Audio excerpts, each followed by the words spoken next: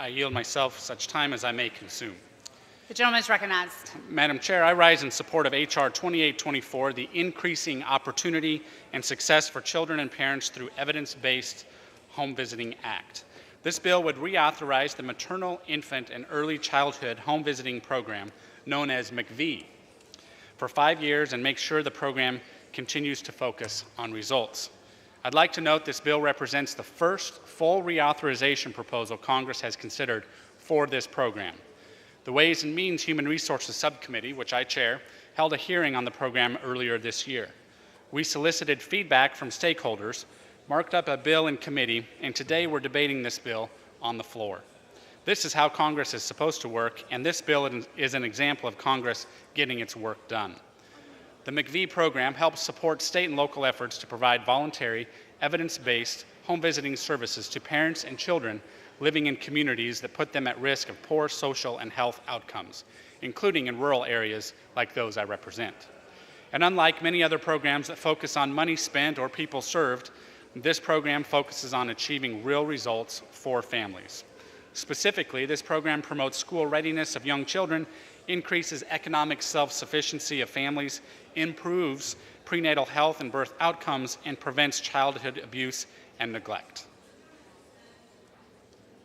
The committee will be in order.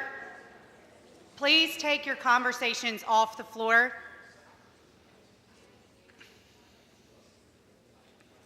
Thank you, Madam Chair. I have had the opportunity to see firsthand what home visiting looks like. In March, I spent time in Nebraska with the Panhandle Public Health District's Healthy Families America program in western Nebraska. The program focuses on improving the economic success and school readiness of vulnerable children and families in 3 Nebraska counties, Scottsbluff, Morrill, and Box Butte. During my visit, I met with Dawn, one of the program participants, who told me what it was like for her to work with a home visitor. Her home visitor helped her find a stable home and a steady income to provide for her growing family.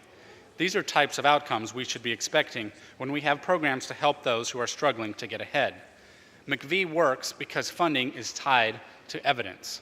Unfortunately, MIECHV is the exception, as few federal social programs have been evaluated at all, and almost none condition funding on evidence of whether the program actually works.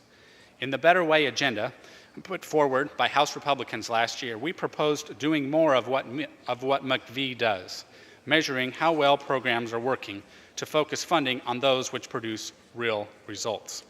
When we spend limited taxpayer dollars to help those in need, we must make sure we're spending money on effective programs. To do otherwise is a disservice to both taxpayers and as well as those we are seeking to help. On March 15th of this year, the Human Resources Subcommittee held a hearing on MIECHV. In the hearing, we heard from those with firsthand experience with home visiting programs, and their input was invaluable as we developed this proposal. Both before and after the hearing, we sought input from states and others about how the program was working and how it could be improved and strengthened. These conversations also informed the bill before us today. I should also note there's broad bipartisan support for MIECHV, including from dozens of national organizations and hundreds of state and local organizations, including business leaders, law enforcement officers, faith-based groups, healthcare providers, child welfare advocacy organizations, and early education providers. While I understand some of my colleagues would like to continue this program or even increase its funding without an offset, under the rules that govern this chamber and our current deficits, it would be irresponsible and against the rules of this chamber to fund this program without finding ways to reduce spending elsewhere. That's why we are considering this as part of a package of 2 bills today, this bill and the Controlling Unlawful Fugitive Felons Act of 2017, which will be considered later this week during its own debate.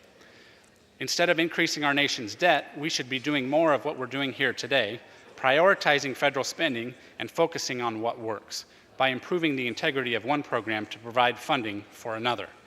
Mr. Chairman, I'm grateful for the time we are spending today, or Madam Chair, I'm grateful for the time we are spending here today to consider the reauthorization of this important program, and I appreciate the opportunity to stand in support of this bill today.